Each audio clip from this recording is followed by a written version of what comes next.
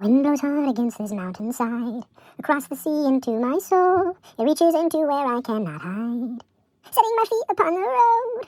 My heart is all that holds my memories. My body burns a gem like flame. Somewhere between the soul and soft machine is where I find myself again. Kyrie on down the road that I must travel. Whoop! Third time's the charm. Third time I've set out to discuss this book because I really want this review to be meaningful, but I don't want to go past around 10 minutes. And so far I have failed to do that. So let's start out without any jokes, without any pretense. Let's get to the review.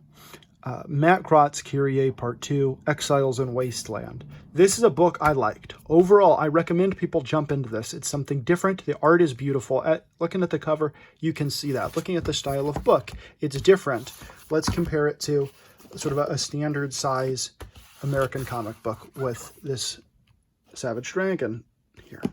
You can see it's a different format. That's a good thing. It separates it from other books and makes it unique. Matt's art also does a fantastic job of that. Beautiful colors, beautiful imagery, and a story that makes me interested in it. Now for the problems. The review of the first book, I said that it suffered from what I call decompression, right? You have this idea of decompression, which basically boils down to this idea that the comics used to be on the newsstand. A single issue comic would have a story begin and end in the same issue. And then over time, that changed. There was a direct market to comic book stores. There was a destination that people went where they knew they could get the next issue. Well, then stories started to take multiple issues to tell, till the point to where we get now, where it's so decompressed that a single issue can sometimes feel that it is not satisfactory in and of itself. I think that although this book is beautiful, since the first 80 pages, I would say, they're mostly exposition, okay? And characterization, that's in there too. You're getting to know these characters and it's becoming richer. But this page is a good example of that. We get beautiful imagery with exposition over it, okay? The characters talking and discussing where they're going. It gets tough to read. Now, how do you break that up? How do you break up those periods and those places of exposition? Well, you put in try-fail cycles. So here we have this oasis that they've gotten to. There's this water. These people just were shipwrecked, all right? They are now in the desert and they're trying to get across the desert. What if we set up that they're running out of water? Their water supply is running low. They have to find some water, and then they manage to find it. That's a little bit passive, though, because they're just happening to stumble across it. It's still good. It adds a little bit layer of desperation to them. But what if they're also running out of food? Okay? And in that running out of food, they see a rabbit, they hunt the rabbit, but they fail. Now they're even more desperate, okay? They're even more desperate to get some food. But then they try again. She tries again with the bow. She manages to get the rabbit. Okay, maybe you even have shots of her practicing. Okay, yes, she's competent with a bow, but she needs to get even better. So she practices and she grows as a character. Then she's able to get the rabbit. That gives a sense of growth in this book. It shows the characters accomplishing something in this book. Look at this art. It's fantastic.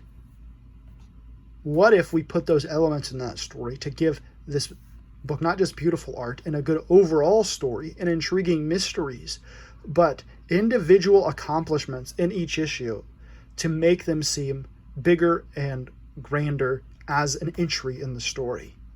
Because this issue unfortunately suffers from feeling like it's a transitionary issue. It doesn't have a good sense of accomplishment within this issue. They get across the desert, but it wasn't a big challenge for them. They sort of just did it. And I think that's a big issue that I have with it. You could also put in bandits or a wild animal that they have to drive off, maybe through ingenuity or just brawn and fighting. But however you do it, in giving those characters accomplishment in trying, failing, and then overcoming something showing that their growth, not just as characters in terms of personality and understanding of one another, but their personal growth in their skills, in the things that they're trying to accomplish.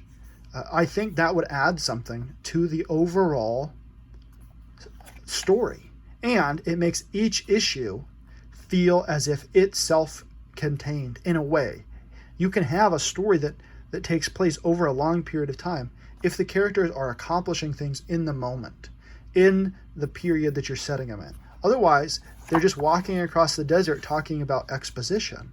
And then they get to the point where they're across the desert, they team up with some more people, and off they go into the desert again. What was ultimately accomplished in this story?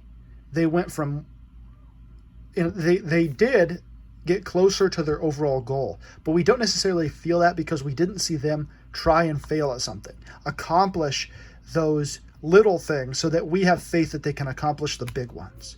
And that's what a story needs. That's what helps a story to develop and get better. Now, I recognize that some people might find this review critical, and it is critical. But what we need to recognize is that criticism is not necessarily because you think something is bad. It's analyzing a thing as a piece of art, as a story. Did it work well? There are things about this book I really like. I want to see this story go forward. Matt clearly cares about history. He wants to reveal the ancient world to his reader, and he does that. He needs to, I think, this is my advice, he can take it or he cannot. I think he will listen to this with open ears because I know Matt personally, and I think that he's receptive to this kind of thing.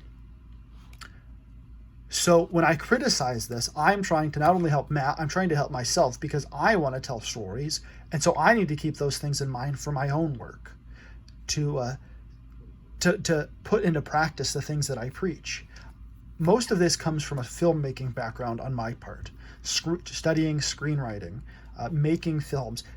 Even in most of what I've done, which is sort of documentary filmmaking, you have to show progression. You have to tell a story within it.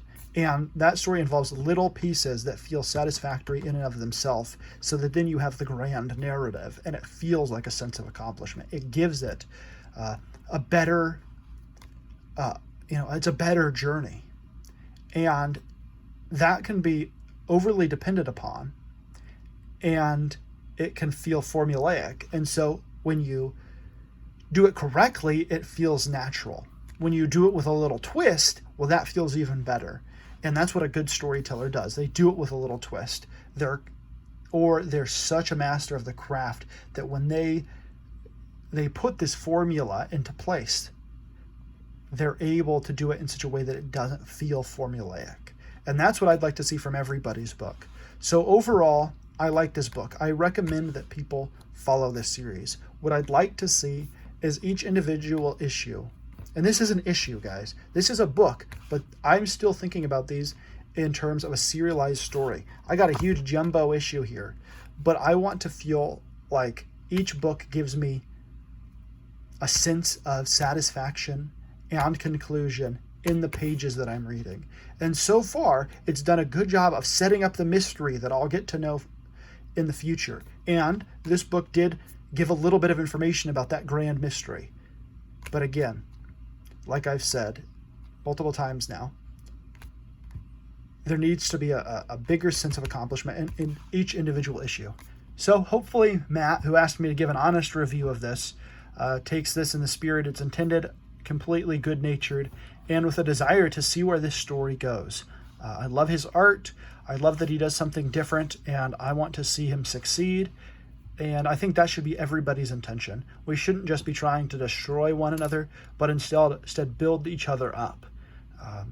Iron sharpens iron, and being honest about something is, when you're reviewing something, quote unquote, or criticizing something, is good. And not just in a negative way, but in a positive way as well, pointing out why things work and why things are good. In this book, the mystery of it, that's a solid strength that Matt has. Getting people interested in what's to come. He's got that down. Now just figure out a way to get me to stop talking about decompression, and we'll be all good. All right, that's enough.